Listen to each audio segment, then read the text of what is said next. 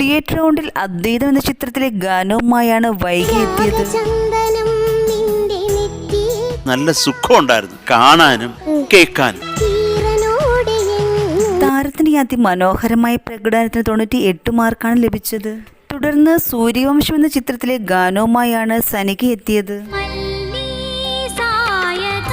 സുശീലാമ്മയുടെ പാടുന്ന പല ഭാഗങ്ങളും സനികയുടെ വോയിസ് കൂടെ വന്നപ്പോഴത്തേക്ക് ഏകദേശം ഒരു സാമ്യത തോന്നി. അതിമനോഹര പ്രകടനം കാഴ്ചവെച്ച താരത്തിന് 100-ൽ 100 മാർക്കും ലഭിച്ചു. അനന്തഭദ്രം എന്ന ചിത്രത്തിലെ ഗാനവുമായി എത്തിയ താരക്കുട്ടിക്ക് ഗോൾഡൻ സ്റ്റാർ ആണ് ലഭിച്ചത്. അങ്ങനെ ഒരു കുളിര് പോലിയ സാധനം വന്നല്ലോ, അതെന്തായിരുന്നു അത്?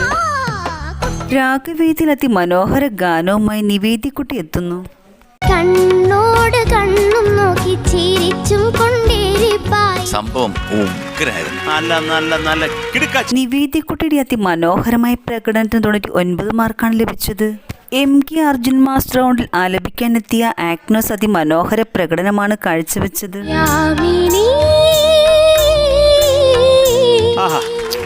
അയ്യൊക്കെ പാടുമ്പോൾ നല്ല താരത്തിന്റെ അതിമനോഹരമായ പ്രകടനത്തിന് 98 മാർക്കാണ് ലഭിച്ചത്. എന്ന ചിത്രത്തിലെ ഗാനവുമായാണ് പാർവണക്കുട്ടി ഇന്ന് പാട്ടുവേദിയിലെത്തിയത്.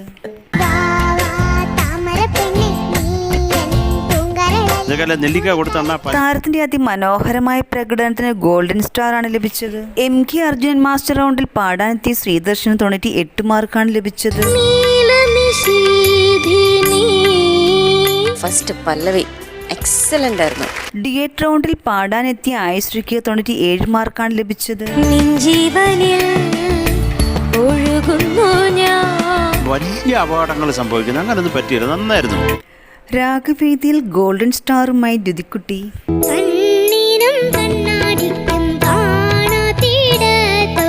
കാണാത്തിടത്തൊരു കിളിയുണ്ടെന്നല്ലേ? അല്ല.